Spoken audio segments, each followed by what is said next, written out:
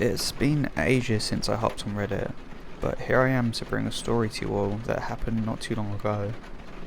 And while it happened to me, it didn't start with me, but my mother.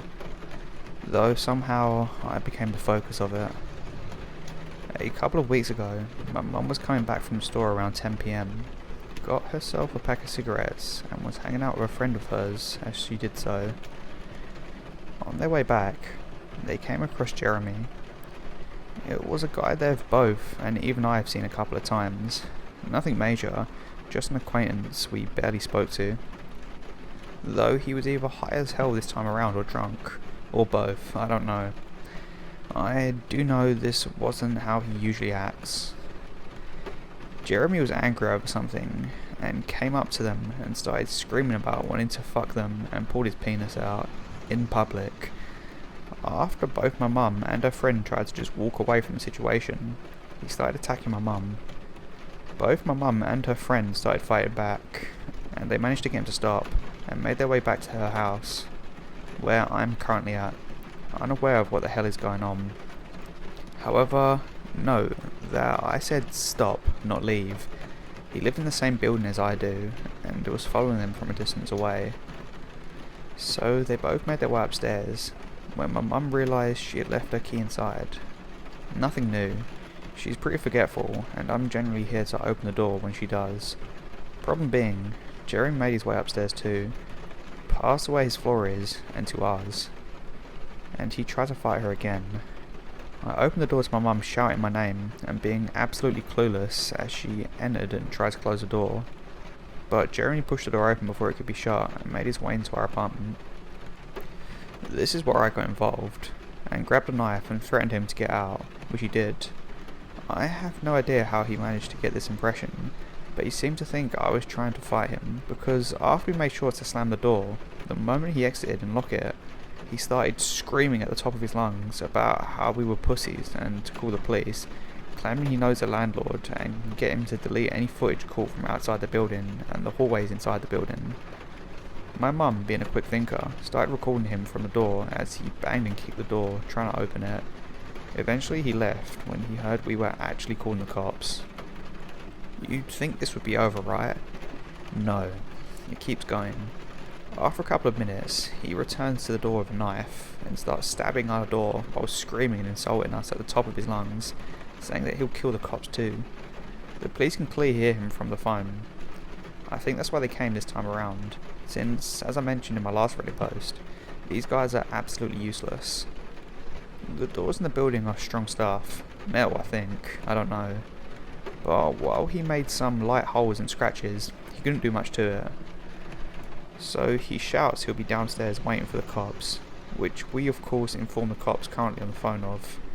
And like perfect timing, while he makes his exit, they make their entrance, both using two different elevators. There are two. 4 officers knock on our door, and we open up and tell them what was going on and what happened from start to finish. While my mum showed the cops the footage she recorded, I was taking pictures of the damages to the door. The cops, clearly not wanting to be here, begrudgingly said to come downstairs with them. So me and my mum did, to which we heard screaming from the first floor. We were on the 5th floor and heard him perfectly, though his screaming stopped real quick when 4 cops showed up. Instantly went, "Oh shit," and playing nice with the cops. The cops were not having any of it and arrested Jeremy there and then. His friends were there, asking what did he do, screaming and shouting at the cops, before eventually running off. Jeremy was taken away. I sent the damages of the door to the lawyers, and don't know what happened about that. Silence.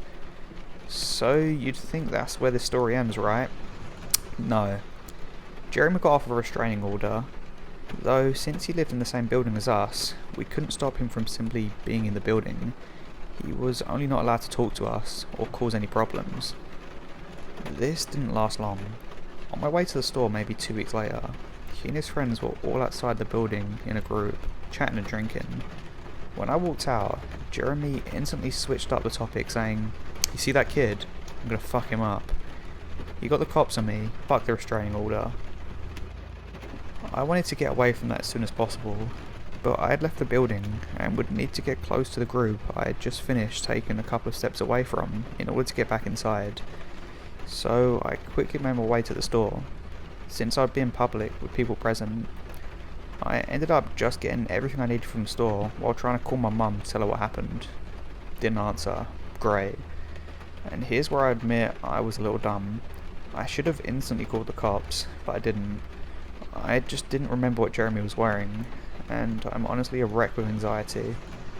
I wanted to first see if the group was still there before I attempted to make a phone call. They weren't, and I quickly made my way upstairs too and informed my mum, who calmed me down and got me to call the police. The exact same police last time showed up, and thank God for that, since they were all aware of Jeremy being a nutcase from last time. But this time, we had no proof other than what would just end up being a he said she said scenario. So they had us sit in the hallway while they called their boss to make sure the arrest would be okay due to the previous history and restraining order. All the while, Jeremy was in the staircase, laughing and being extremely loud with his friends and sister from what I learned. Eventually, the police got an okay from their boss, and we all made our way to the staircase. I tried to stay as out of sight as possible, as they once again arrested him.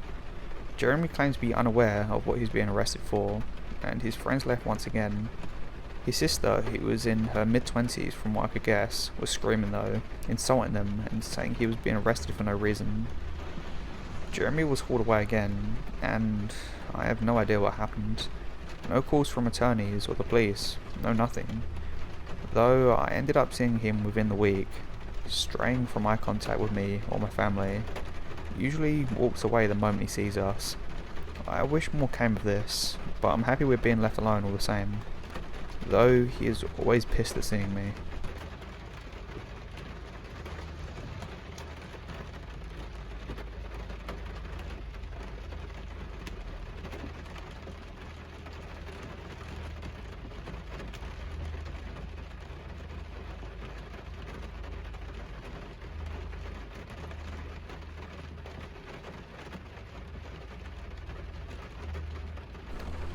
I just came across this sub, and I figured the story was perfect to share here. I shared it in Our Scary Stories 2 years ago, not realising that sub was mainly for fictional spooks, but I promise you all this is 100% real, and still gives me nightmares 4 years later.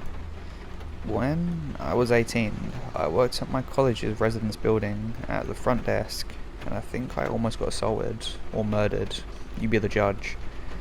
During the summer, the building operated as a hotel. So 2.5 floors were hotel rooms, and half of the third floor were student rooms.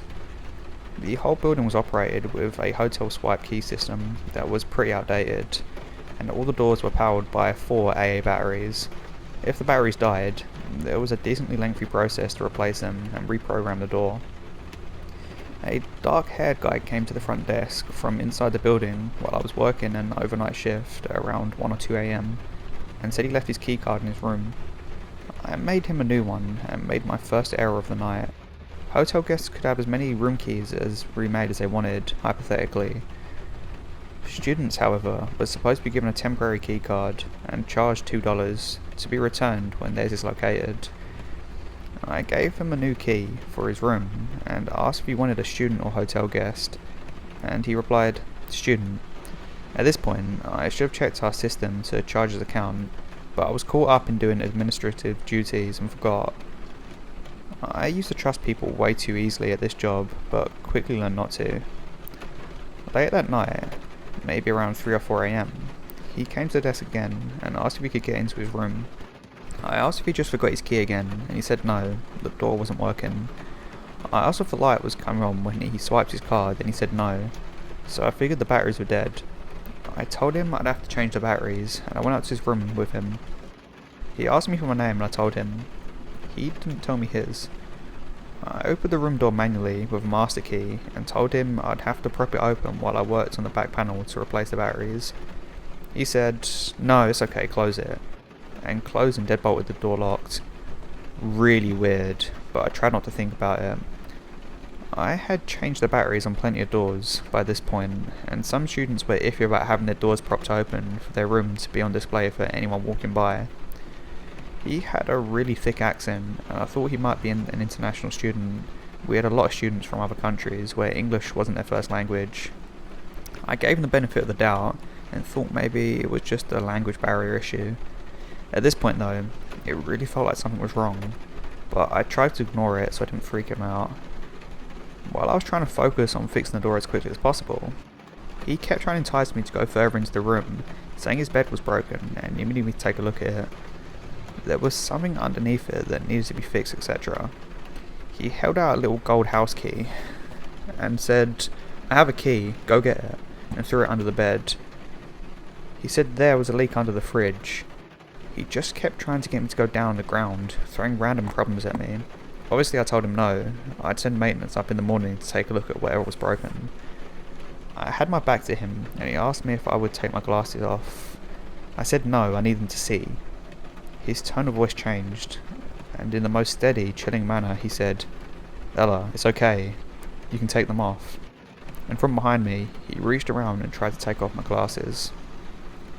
I swatted his hand away, trying to remain composed, and said, "No, thanks, I need to keep them on," even though he was creeping me the hell out. I didn't want to be rude to him, I didn't want to get in trouble if he complained about me, or risk upsetting him and having him yell at me. I got up to grab something from the door repair kit, and undid the door deadbolt and opened it up in the process. He jumped towards the door to close it again, and told me to keep it closed. I told him no, it had to be open to start reprogramming it from the front.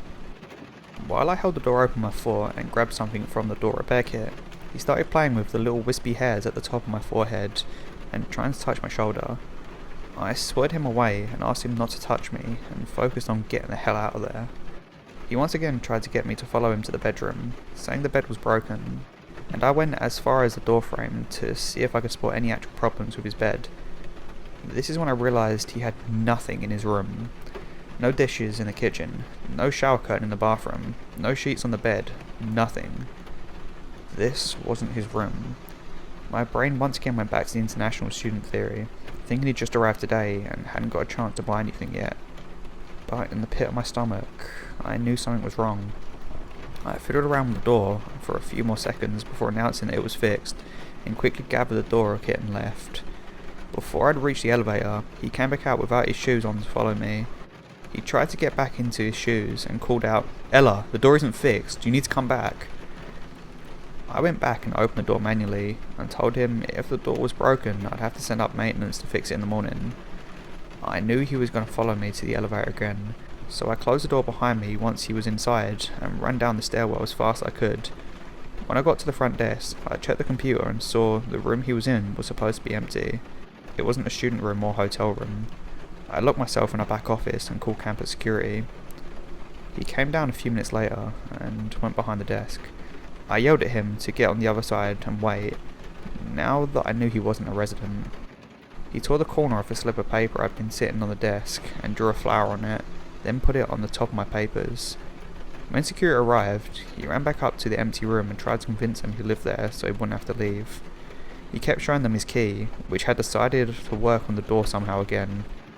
They escorted him back downstairs and came to ask me if he really lived there. Obviously he didn't. That's why I called you guys crying and terrified. He kept interjecting to argue that he did live there, but couldn't even recall his room number when asked.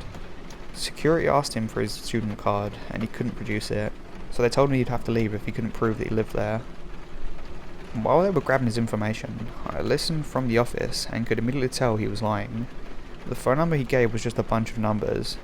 The name he gave was just prefixed by, as if he was trying to think of a name. When they asked him for his address, he just said, "across the street." One security guard asked me if he lived in the apartments across the street, and he said yes, but couldn't tell them what building number it was. He said his apartment number was 1200, but I moved into the building a few months later, and apartment 1200 doesn't exist.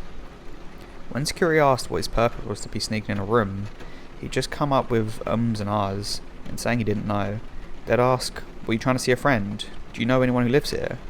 Were you here to hurt someone?" And he kept fidgeting and saying, "I don't know, no reason, I was just here." At one point, he tried to tell them he was my friend, at which point I poked my head out of the office to say that I literally had never seen him before that night. He left. We didn't call the police because he didn't actually do anything, but it was still really unsettling. Later it dawned on me how he could have figured out that that room was vacant. One of the housekeepers had been using it as her personal break room. A few days later, a housekeeper came to the desk and told me they found a door dead-bolted open, the TV on, and a housekeeper inside watching TV. She must have forgotten to close the door when she left that night, and when the creep let himself into the building, he found it. I never saw him again, and to this day I have no clue what he was doing there. I haven't worked there since last winter, and overnight shifts still have me the heebie-jeebies.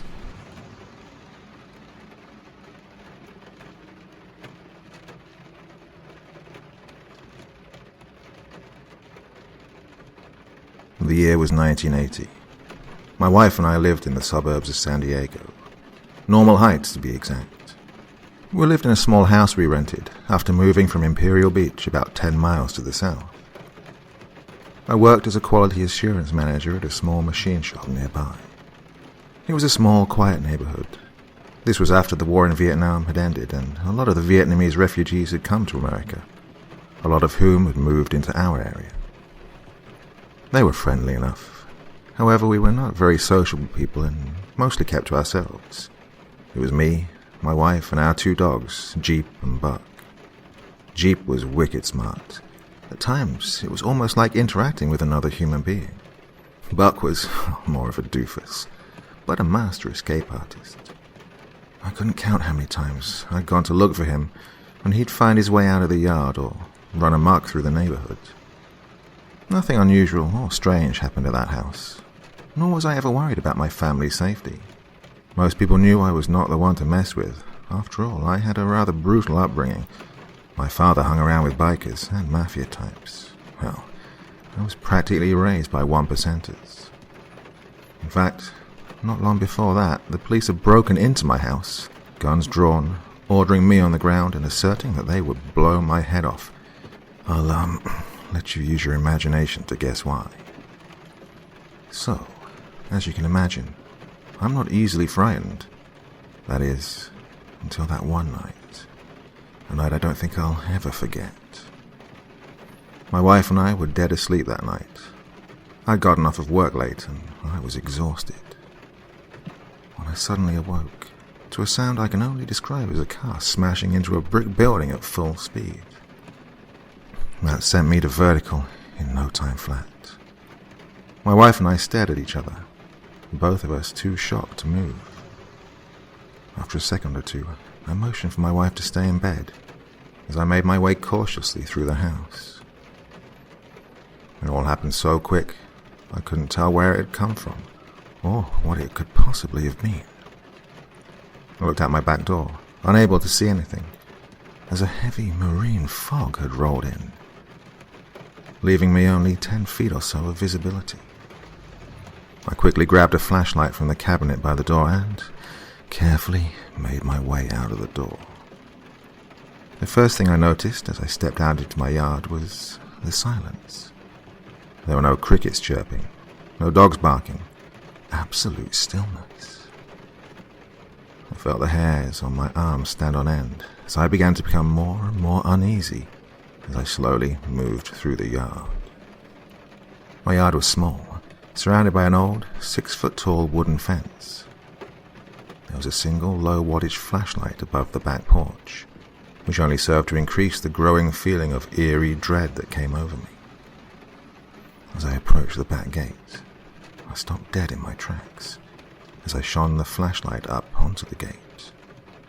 Or, more accurately, where the gate used to be. I stood there, amazed. It looked as though the gate had been completely ripped off the fence. What could have possibly torn a heavy 6-foot wooden gate straight from the fence? Even the post was torn apart.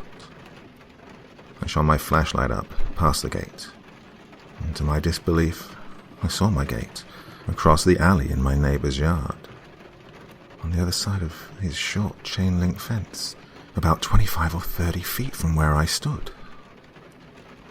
It was then that I decided whatever had done that was not something I wanted to meet, not with just a flashlight. I turned around and bolted back inside. Needless to say, we didn't get much sleep that night. A few days went by, and all was quiet, as it always had been, until our neighbour, an older, heavier-set lady, showed up at our door. Apparently, she had found Jeep pouring at her door that morning. However, Buck never came home, nor did we ever see him again. That was 20 years ago, and to this day, I don't know what ever happened to old Buck. But what I do know is that shortly after Jeep returned home, my wife and I saw a news story about a group of Vietnamese refugees who'd been detained by the local police for hunting neighborhoods for dogs. All of this only after a neighbor had happened upon them cooking the poor creatures a dozen at a time.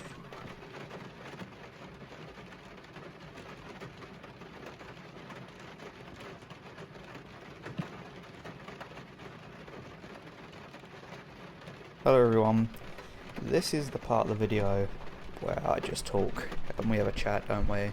I mean, I haven't really got to explain this bit now, because I've been doing it for a while now, but I will for anyone that doesn't know. There's no more stories at this point. There are plenty of stories on my channel, so if you're only interested in the horror stories, there's some on my channel. Well, there's loads on my channel. I mean, just click whatever one you want, or don't click them. It doesn't bother me too much. Yeah, I dragged that out of it, didn't I?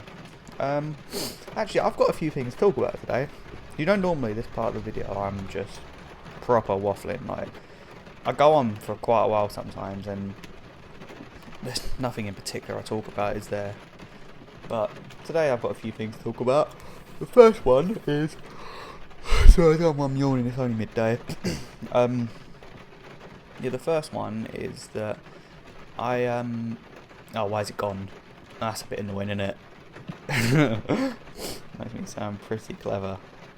What was it? Oh, no, that was it. I will get back to the comments on my last video, but I just haven't been on YouTube, to be honest with you. Like, I do need to get back on that and talk to you guys again, because the last video or two I've just not been as active as I should have been. But yeah, so I will reply to your comments. So I'm not ignoring anyone. I will see them and reply, you know. Also, bloody hell. Why am I yawning? Also, tonight is, I know a lot of the Americans and Canadians and Australians won't care about this bit, but England are in the final today. Euros final. I've been waiting my whole life to see England in the final. Finally it's happened. So hopefully we win. We're playing Italy, so it's going to be a difficult game, but I am buzzing. I really think England can win this, you know. Like, it's going to be very difficult because Italy are a good team, but I just think we're going to beat them. I do. Like, let's be honest, that semi-final against Denmark, he did dive Sterling, didn't he? He just did. But England have been so hard done by over the years, you know, and things like the Lampard goal that was disallowed against Germany years ago, you know, hand of God from Maradona. We've been hard done by in these tournaments, so about time we had a bit of luck, I think. Even though I hate diving, I really hate it, but, you know, it shouldn't be justified, but in some ways, I'm just glad England went through. I'm just glad we won. But yeah, that's tonight. Fucking hell. Keep yawning. But it's like the second I pick up this microphone, I need to yawn. It always happens. But yeah, I'm just gonna really ramble, I think, for a little while, because I just like doing that, really. I haven't uploaded in about a week, so I do need to upload. I just need to get back on it, and that's why I'm recording now. I'm not even recording the stories for this video. I'm going to do that afterwards, but I'm just recording this to get myself in the mindset for recording, because I can't always be bothered. I won't lie to you, I'm not always in the mood to record. It's one of them things I really have to be in the mood to do, because sometimes I just make so many mistakes, and I'm just like, ugh. Because I know of some channels that can just read and read and read, and I make a bloody mistake. That's not me. That's definitely not me. Make a ton of errors. But yeah. What else am I going to talk about? Oh. Alright, so I went to this little event thing. This was like bought for me for Christmas, like 2019, like before COVID. And fuck's sake. Sorry, I'm gonna try and stop that. But yeah, so this was bought for me before COVID. It was like a little Segway thing, and it was quite fun. But when I got there, me and my girlfriend, we got there, and there was. Do you know when you think people are joking?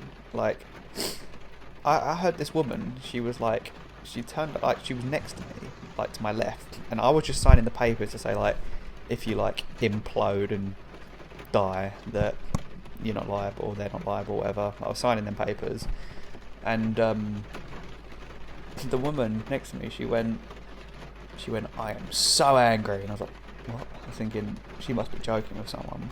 And she's like, I have been walking around in the rain for 40 minutes, and kicking off in the road behind me. She went, I am so angry. I've been walking around in the rain for 40 minutes lost, and you don't pick up your phone. This could all be avoided if you just answered your phone. And I was like, oh God, all kicking off. And I started laughing. It was just funny. And she was like, so this is, you ruined my wedding anniversary. What are you going to do about this? And I was thinking, fucking hell. She's going, I'm so annoyed, I just cannot bring myself to do this now. I'm so angry. I'm thinking, oh, so dramatic.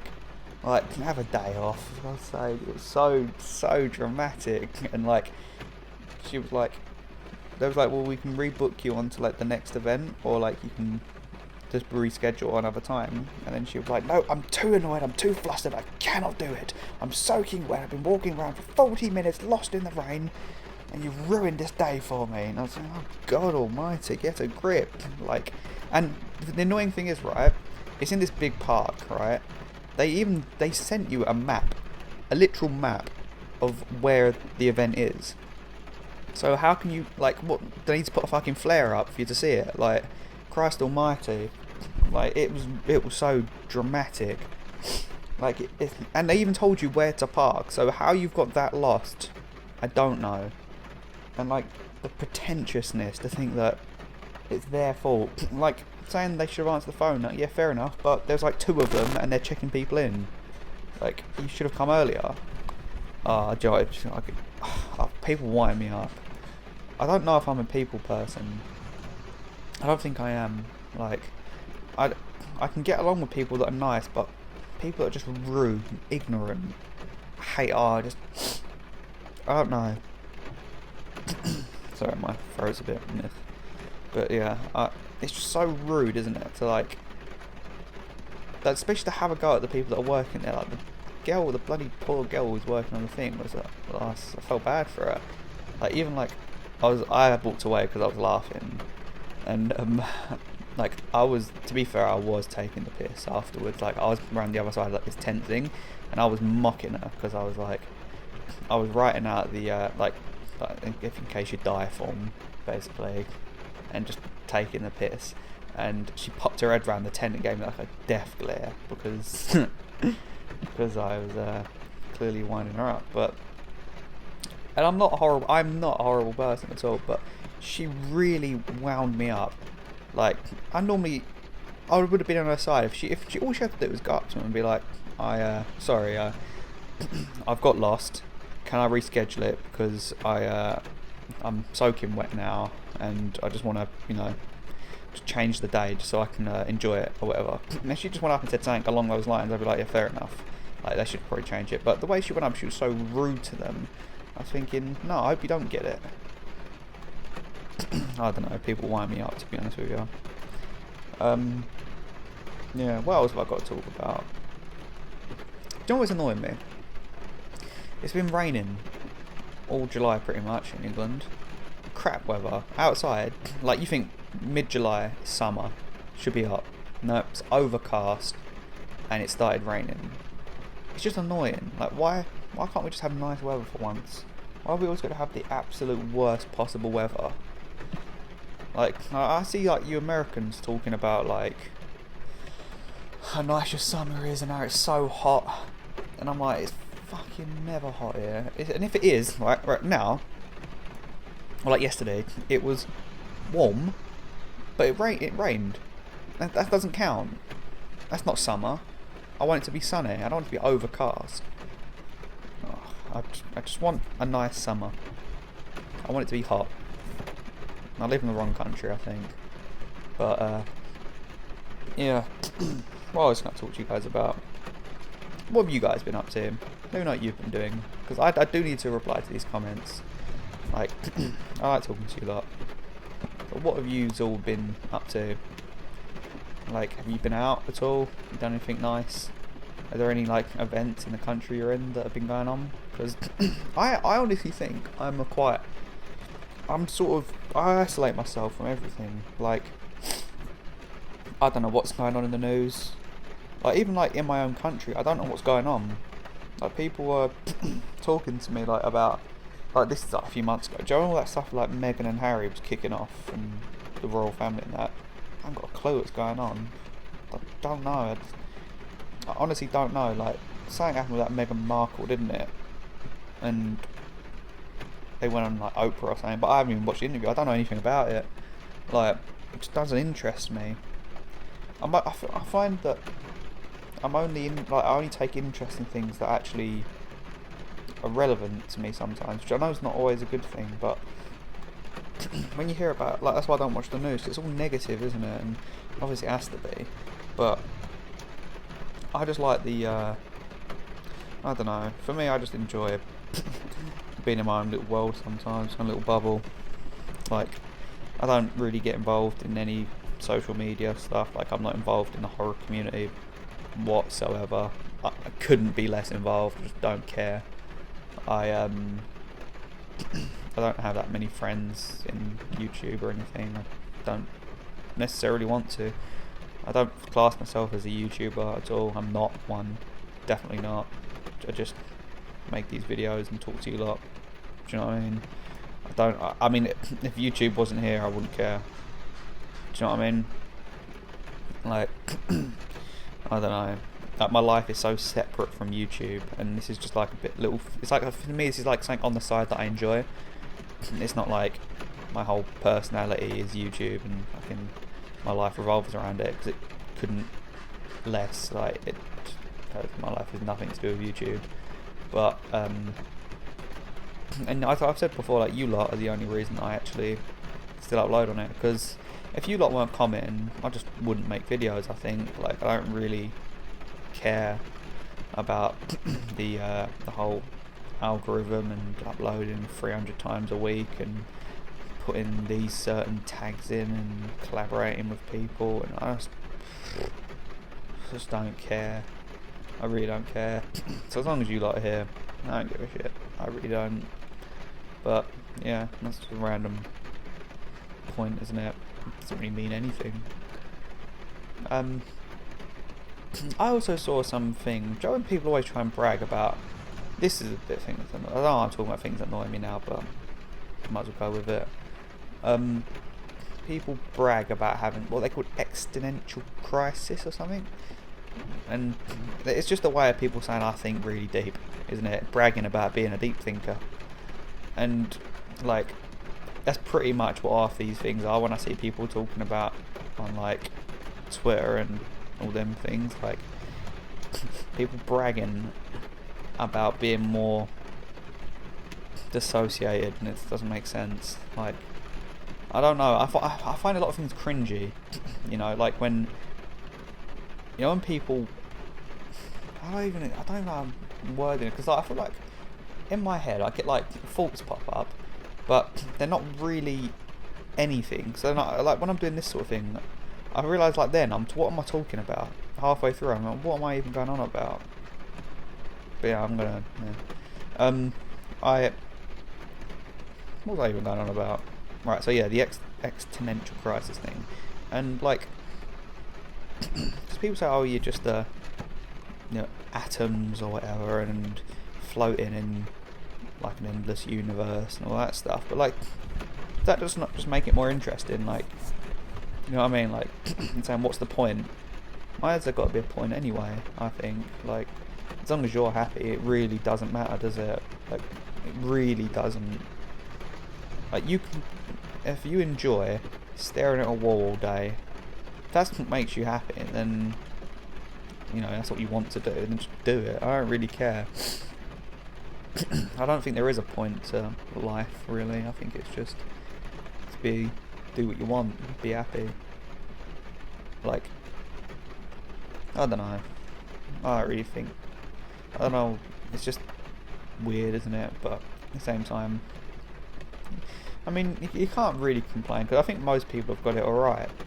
You know, like, I feel bad for I think you should, in life, I think the one thing that people should always try and do is help other people as well, because, like, obviously it's all well and good you being happy, but at the same time, you need to do things to help other people, because not everyone's, you know, in a fortunate position, you know, and you have to realise, sometimes you just don't realise how lucky you are, and you do need to think about that sometimes. Like, you think about all the problems that you've got, and I do this as well sometimes, but then you don't think, like, for me, I'm like, I know I'm not rich or anything, I haven't got loads of money, I don't have all expensive stuff, but I've got what I need, and there's a lot of people that don't, and, you know, I'm from England, could have been born in, you know, a third world country and not have water or things that I need. So it's relative, isn't it, to where you are, and sometimes I do think about that. I feel like, why am I annoyed about this when there's other people that haven't even got this, like, anywhere near, like, some people are worrying about such horrible things like diseases and not being able to eat and drink, and I'm sitting here annoyed about, I don't know, something that went wrong in my day, and it's just, but then at the same time I try and think, like, it's relative to you, isn't it, like, how big your problem is, because, like, sometimes it doesn't take away from the fact that something's annoyed you. Just because someone else has something worse than you doesn't mean that, you know, you can't be annoyed about something that's happened to you. And I don't know how I really sit with it, like, how I feel about it, because sometimes I feel one way, sometimes I feel the other way, but I think for the most part, I just think try to think about what other people have got wrong in their lives, because yours is quite trivial compared to that. This is a random point, isn't it? This is the waffle, this is pure shite. I don't know why, there's probably no one listening to this shit now. This is just rambling, but I do like talking to me, because most of the time I'm on my own in the day, so I don't really talk to many people. So sometimes just talking about stuff out loud is nice, isn't it? I enjoy it anyway. I don't know if everyone else does, but I like it. You probably get a few of you that listen to it, and it's nice. I like that you do. Do you know what? I've had my microphone, it's a Blue Snowball, right, for about 6 years. I only got a pop filter for it. I put like a little tea towel over it for the pop filter, and it works really well. So anyone that wants to make videos, use a little tea towel, don't buy a pop filter, because save yourself a lot of money. But yeah, yeah, I'm not gonna do too much more talking now. I'm gonna edit a little bit of this out, because this is gonna go forever. So if you're listening at this point, I'll probably cut out about 10 minutes of crap, and you're getting the good stuff, you know, that juicy stuff I'm talking about right now. Do you know what? I'm really in the mood for a lot of people don't like these. I like the jam wagon wheels. Really in the mood for a wagon wheel. I don't know if you get them in, like, America and Australia and that, but they're fucking good. And not a lot of people like them, I don't think, here. I love a wagon wheel. Anyway, I'm gonna stop talking now. If you're at this point of the video, then say, go get your wagon wheel, you naughty young boy. Alright. See you later. Bye.